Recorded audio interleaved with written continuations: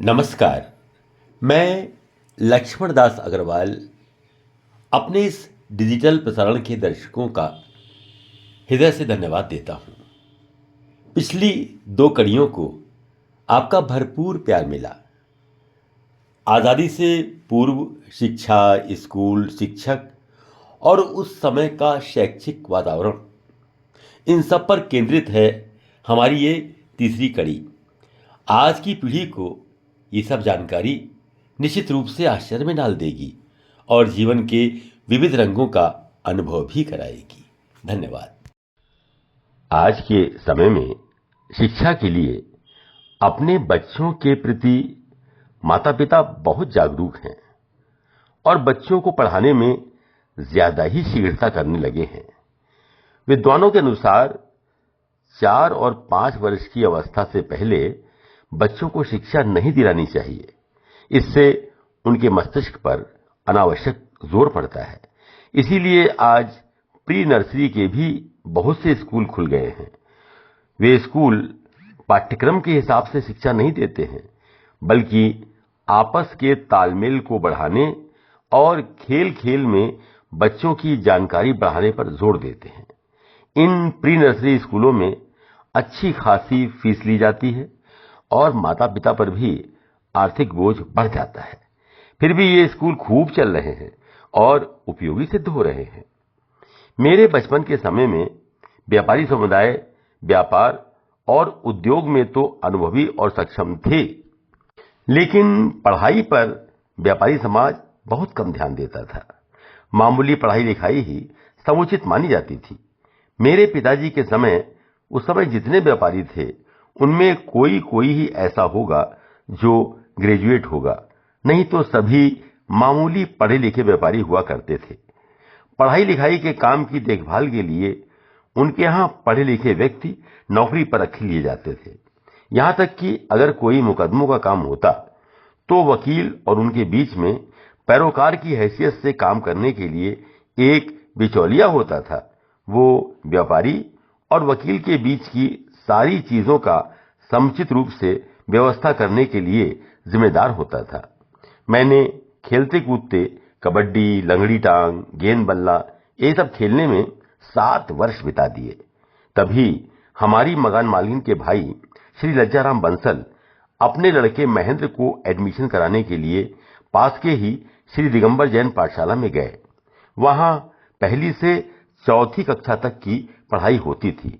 जब महेंद्र, जो मेरे साथ खेला करता था, उसमें भर्ती हो गया तो दूसरे दिन मैं स्वयं ही महेंद्र के साथ स्कूल चला गया और वहां अपना नाम लिखा दिया। बाद में मेरे बड़े भाई साहब गए और औपचारिकताएं पूरी करके फीस जमा कर आए। इस स्कूल का नाम था श्री दिगंबर जैन पाठशाला। ये श्री दिगंबर जैन मंदिर बेलनगंज आगरा के सामने 2 मंजिली छोटी सी इमारत थी, जिसमें पहली मंजिल पर पहली और दूसरी कक्षा की पढ़ाई होती थी और दूसरी मंजिल पर तीसरी और चौथी कक्षा की पढ़ाई होती थी। पढ़ाई के लिए यहां पर टाट की पट्टियां बिछी होती थीं और बच्चे घोली हुई खड़िया की दवात और नेहचे की कलम बनाकर पट्टियों पर लिखा करते थे। ये पट्टियां लकड़ी के तख्ते की बनी हुई हुआ करती थीं। मुझे मालूम है कि उस समय 8 आने की एक बनी बनाई पट्टी मिलती थी। 2 पैसे का नेहचा आता था और 2 पैसे की खड़िया। वो खड़िया एक दवात में घोल दी जाती थी तो उसमें सफेद रंग की खड़िया का घोल बन जाता था। नेहचे की कलम से उस पट्टी पर खड़िया से लिखा करते थे। नेहचे को छीलकर उसकी होल्डर नुमा एक नुकीली बड़ी अच्छी सी कलम बनाई जाती थी, जिससे लिखने में आसानी हो जाती थी। पट्टी पर हम हिरमिच लगाकर उसको घोटे से चिकना किया करते थे। पट्टी की एक तरफ हम स्वर व्यंजन अथवा हिंदी की इबारत लिखते थे और पट्टी के दूसरी ओर 100 तक की गिनती और पहाड़े, यही सब लिखाया जाता था। पूरी पट्टी भरकर हम स्कूल से छुट्टी होने पर पट्टी, कलम और बोतका लेकर अपने घर आ जाते थे। उस समय बच्चों के लिए कोई ड्रेस कोड नहीं था। कोई कमीज पाजामा पहनकर आ रहा है और कोई नेकर पहनकर आ रहा है, कोई जूते पहनकर आ रहा है तो कोई नंगे पैर ही आ रहा है। इसी तरह विद्यार्थी उस समय पढ़ने जाते थे।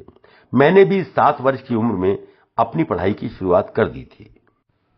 हमारी कक्षा में 25 विद्यार्थी होते थे। हमारे स्कूल में 2 मास्टर साहब थे, एक हेडमास्टर श्री कुंदन लाल जैन और दूसरे श्री चुन्नीलाल जी। दोनों ही खूब ध्यान से पढ़ाने का कार्य करते थे और हमारी पढ़ाई समुचित रूप से चलती थी। यद्यपि स्कूल की बिल्डिंग अच्छी नहीं थी, लेकिन पढ़ाई का स्तर वो बहुत अच्छा था। हमको पहली कक्षा से ही 100 तक की गिनती और स्वर व्यंजनों को अच्छी तरह से लिखना सिखा दिया जाता था। दूसरी कक्षा में आते आते तो लाखों की संख्या में अगर कोई संख्या बोली जाती थी तो उसको भी हम लिखने में समर्थ हो गए थे और लिखावट इतनी सही लिखी जाती थी कि हिंदी की कोई भी गलती नहीं होती थी। मैं पहली और दूसरी कक्षा में अव्वल नंबरों से पास हुआ और प्रथम स्थान मिलने से इनाम का हकदार भी। वर्ष के अंत में उस स्कूल के मालिक श्री सौभागमल जैन, जो फर्म सेठ मगनमल नेमीचंद के स्वामी थे, वो वार्षिकी पुरस्कार वितरण का आयोजन श्री दिगंबर जैन की धर्मशाला की छत पर किया करते थे। अपनी कक्षा में प्रथम आने के कारण मुझे 1.5 रुपए से 2 रुपए तक की राशि के इनाम मिल जाया करते थे। इनाम के रूप में नेहचे, पहाड़े की किताबें, कापियां आदि होती थीं। लेकिन इस इनाम को पाकर हमें जो खुशी मिलती थी उसे शब्दों में व्यक्त करना आसान नहीं है। ये स्कूल एक दिगंबर जैन पाठशाला थी, इसलिए स्कूल में पढ़ाई से पहले णौमकार मंत्र से प्रार्थना होती थी, जो मुझे आज भी याद है। मेरे भाई साहब उस समय मुफीद आम हाई स्कूल में पढ़ा करते थे। वो मुझसे 4 वर्ष बड़े थे और वो 8वीं कक्षा में वहां पढ़ते थे। मेरे बताने पर कहा करते थे कि जब उनकी क्लास में और बड़े स्कूलों में पहुंचोगे ना, तब पता लगेगा कि तुम पढ़ाई में वाकई कितने होशियार हो। मैंने जब 4थी कक्षा पास कर ली तब समस्या हुई कि अब किस स्कूल में एडमिशन लिया जाए। फिर मैंने इसके बाद मुफीद आम हाई स्कूल में एडमिशन लिया, जो उस समय के बहुत अच्छे स्कूलों में गिना जाता था। सीधे 4थी से 6ठी क्लास में एडमिशन लिया। वहां एडमिशन से पहले टेस्ट लिया जाता था। मैंने बहुत अच्छे नंबरों से टेस्ट को पास कर लिया। मुझे 6ठी क्लास में एडमिशन मिल गया। श्री राधिका विहारी श्रीवास्तव वहां के हेड मास्टर थे। इसके अलावा अलग अलग विषयों के अलग अलग मास्टर थे। वहां लकड़ी की बेंचों पर बैठने की व्यवस्था थी और सामने जो बेंच के साथ रखी हुई टेबल थी उसमें दवात फिक्स हुआ करती थी, जिसमें वहां का चपरासी रोज लिखने की स्याही भर दिया करता था। उन बेंचों और टेबल पर बैठकर हम पढ़ा करते थे। एक ब्लैक बोर्ड लगा होता था जिस पर हमारे टीचर अपने विषय के बारे में ब्लैक बोर्ड पर लिखकर समझाते थे। मुझे 4थी क्लास से एकदम 6ठी क्लास में पढ़ने में कोई कठिनाई नहीं हुई और मैं पहले साल से ही क्लास में प्रथम स्थान पर रहा। महेंद्र भार्गव नाम से एक छात्र था। वो दूसरे स्थान पर आया और तीसरे स्थान पर गुरुदयाल, जो जाटो समाज का था, वो आया। उस समय कोई भेदभाव स्कॉलरशिप में नहीं था। मेरे पिताजी फीस देने में सक्षम थे, इसलिए मैंने कभी भी स्कॉलरशिप के लिए आवेदन नहीं किया। गुरुदयाल के संबंध में बता चुका हूं। पढ़ने में वो अच्छा था, लेकिन उसकी क्लास में हमेशा 3rd पोजीशन ही आती थी। मैं और महेंद्र भार्गव 1st और 2nd पोजीशन पर रहते थे। तभी मुझे पता लगा कि अगर गुरुदयाल की 1st पोजीशन आ जाए तो उसे स्कॉलरशिप मिल सकती है। मुझे लगा कि उसकी आर्थिक स्थिति देखते हुए ये उसके लिए बहुत ही बड़ी सहायता होगी। तब मैंने और मेरे साथी ने निश्चय किया कि इस बार परीक्षा कुछ इस तरह से देंगे कि हम दोनों की पोजीशन 2nd और 3rd रहे, और यही हुआ। हमारी योजना सफल रही और 7वीं क्लास में जब गुरुदयाल को स्कॉलरशिप मिली तो हम बहुत प्रसन्न थे। मुझे ध्यान है कि एक दिन हम गुरुदयाल के घर पर भी गए थे। उसका घर कच्चा बना हुआ था, लेकिन साफ सुथरा पोता हुआ था। उसके माता पिता बहुत खुश हुए। क्यों खुश हुए इतना तो मैं तब समझ नहीं पाया, पर आज मैं समझता हूं कि वो इसलिए खुश हुए कि उनके घर ऊंची जाति के लोग भी उनके पुत्र के मित्र के रूप में आए हैं। जब मुझे प्यास लग रही थी तो मैंने पीने के लिए उनसे पानी मांगा, तो गुरुदयाल की मां ने पूछा, तुम हमारे यहाँ का पानी पी लोगे? उस समय तो मुझे ये बात समझ में नहीं आई थी, लेकिन अब सोचता हूं तो स्पष्ट होता है कि उनको डर लगता था कि अगर किसी को पता लगा कि किसी ऊंची जाति के बच्चे ने उनके हाथ का पानी पी लिया है तो उनका रहना मुश्किल हो जाएगा। मैं अक्सर अपने पिताजी के साथ उनकी दुकान पर चला जाया करता था। मेरा पूरा परिवार एक धार्मिक परिवार था। मेरे पिताजी गीता प्रेस गोरखपुर से छपने वाली मासिक पत्रिका कल्याण को मंगवाया करते थे। इस कल्याण का एक साल में एक वार्षिक अंक निकलता था। वो बहुत बड़ा होता था। उसमें सनातन धर्म के बारे में विशेष रूप से चर्चा होती थी।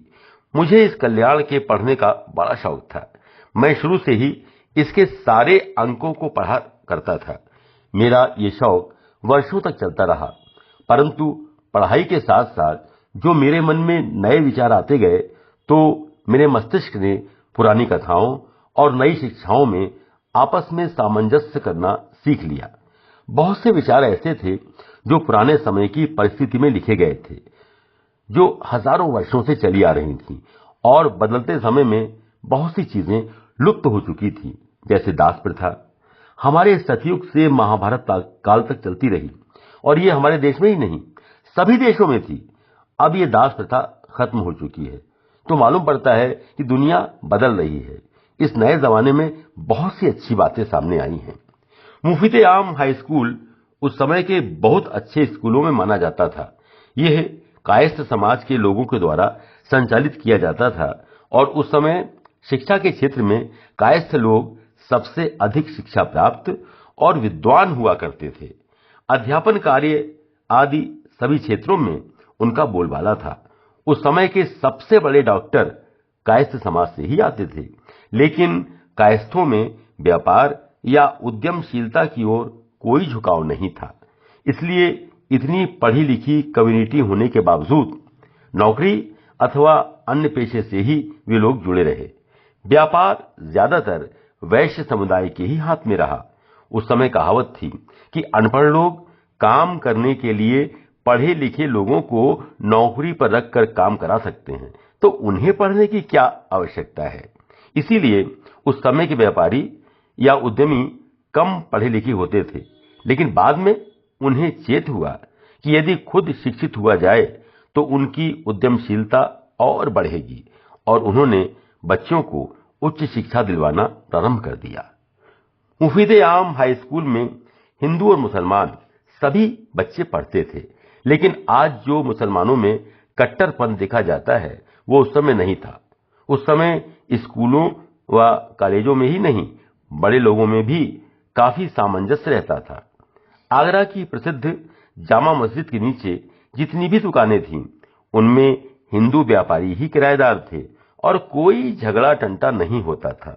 ये हो सकता है कि अंग्रेजों का शासन कठोर होने के कारण और उनके कानूनों का पालन सुचारू रूप से करने के कारण काफी शांति रहती थी। अंग्रेजों ने भले ही भारत की धन संपदा का दोहन किया हो, लेकिन उनका शासन सख्त था और हर समुदाय को अपने स्कूलों को संचालित करने की आजादी थी। Thank you for your support. Please like, share and subscribe this channel.